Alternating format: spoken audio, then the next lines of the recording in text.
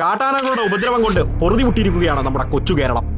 ആനച്ചൂരും മനുഷ്യരക്തവും കൂടിക്കലർന്ന് മരണത്തിന്റെ ഗന്ധമുള്ള ചില കണക്കുകൾ ഞാൻ പറയാം. അതിനു മുമ്പ് ഇതുപോലുള്ള എക്സ്ക്ലൂസീവ് ആയിട്ടുള്ള വൈൽഡ് ലൈഫ് കണ്ടന്റ്സ് കാണാൻ വേണ്ടിയിട്ട് നമ്മുടെ പേജ് മറക്കാതെ ഫോളോ ചെയ്യുക. 2019 ജൂലൈ മുതൽ 2024 ജൂലൈ വരെയുള്ള 5 വർഷത്തെ മാത്രം കണക്കുകൾ എടുത്താൽ ഇന്ത്യയിൽ ആകമാനം 2853 മനുഷ്യരാണ് ആനകളുടെ ആക്രമണത്തിൽ കൊല ചെയ്യപ്പെട്ടിട്ടുള്ളത്. ഇതിൽ സംസ്ഥാനങ്ങളുടെ അടിസ്ഥാനത്തിലുള്ള കണക്കുകൾ എടുത്തു നോക്കുമ്പോൾ കേരളം വരുന്നത് 8ാം സ്ഥാനത്ത് മാത്രമാണ്.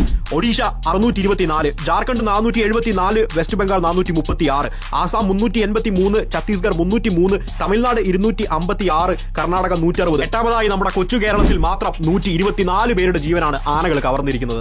ഏകദേശം ഇതേ കാലയളവിലായിട്ട് 528ഓളം ആനകൾ ഇലക്ട്രിക്യൂഷനും ട്രെയിൻ ആക്സിഡന്റ്സും പിന്നെ പോയിസണിങ്ങും കാരണം മരണപ്പെട്ടിട്ടുണ്ടോ എന്നുള്ളതും കണക്കുകൾ പറയുന്നു. ഇത്രയും ഭയാനകരമായിട്ടുള്ള വൈൽഡ് ലൈഫ് കോൺഫ്ലിക്റ്റിന്റെ തോത് കുറയ്ക്കാൻ വേണ്ടിയിട്ട് പല സൊല്യൂഷൻസ് ഇംപ്ലിമെന്റ് ചെയ്തിട്ടുണ്ടെങ്കിലും ഇതൊന്നും വേണ്ട രീതിയിലുള്ള ഫലം കാണുന്നില്ല എന്ന് വേണം നമ്മൾ തിരിച്ചറിയാൻ. ഒരു ശരാശരി കണക്കെടുത്താൽ ഒരു പൂർണ്ണ വളർച്ചയെത്തിയ കാട്ടാന ഒരു ദിവസം 150 മുതൽ 250 കിലോഗ്രാം വരെ ഭക്ഷണവും 212 ലിറ്റർ വെള്ളവും അകത്താകുമത്രേ. കാടിനകത്ത് മതിയായ രീതിയിലുള്ള ഭക്ഷണവും വെള്ളവും ഇല്ലാത്തത് കൊണ്ടാണ് അധികം ആനകളും കൃഷിയിടങ്ങളിലേക്കും നാട്ടിലേക്കും ഇറങ്ങുന്നത്.